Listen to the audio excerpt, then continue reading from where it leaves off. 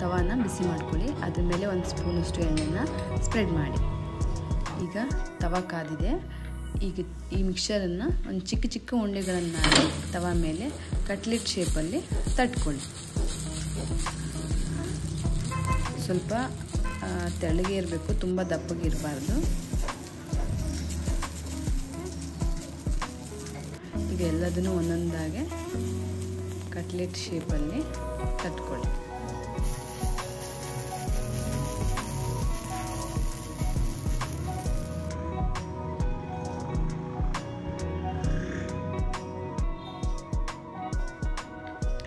ಎಲ್ಲದ್ರ ಮೇಲೆ ಸ್ವಲ್ಪ ಸ್ವಲ್ಪನೇ ಎಣ್ಣೆಯನ್ನು ಸ್ಪ್ರೆಡ್ ಮಾಡಿ. ಈಗ ಲಿಡ್ನ ಕ್ಲೋಸ್ ಮಾಡಿ 2 ನಿಮಿಷ ಕುಕ್ ಆಗಲಿಕ್ಕೆ ಬಿಡಬೇಕು. ಈಗ ಬೆಂದಿದೆ. ಈಗ ಒಂದೊಂದೊಂದನ್ನೇ ಹೊರಳಿಸ್ತಾ ಹೋಗಬೇಕು.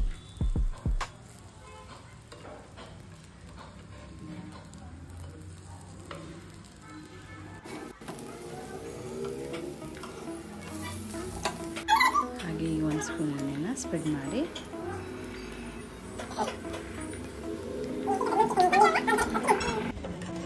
ಎರಡು ಸೈಡ್ ಚೆನ್ನಾಗಿ ಫ್ರೈ ಮಾಡ್ಕೋಬೇಕು. ನಿಮ್ಗೆ ಸ್ವಲ್ಪ ಇನ್ನೂ ಕ್ರಿಸ್ಪಿ ಬೇಕಂತಂದರೆ ಇನ್ನೊಂದು 2 ನಿಮಿಷ ಹಾಗೆ ಫ್ರೈ ಮಾಡ್ಕೊಳ್ಳಿ.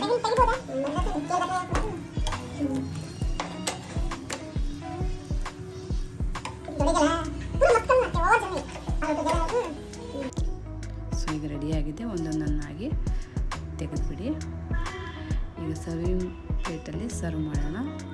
ಇದನ್ನು ಅನ್ನ ಹಾಗೂ ರಸಮ್ ಜೊತೆ ಸೈಡ್ ಡಿಶ್ ಆಗಿ ಕೂಡ ತಿನ್ನೋಕ್ಕೆ ತುಂಬ ರುಚಿಯಾಗಿರುತ್ತೆ.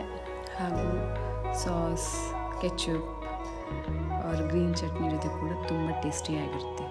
ಸೊ ಟ್ರೈ ಮಾಡಿ, ಹೇಗಿದೆ ಅಂತ ಕಮೆಂಟ್ ಮಾಡಿ. Thanks for watching. Please subscribe my channel. Thank you for all.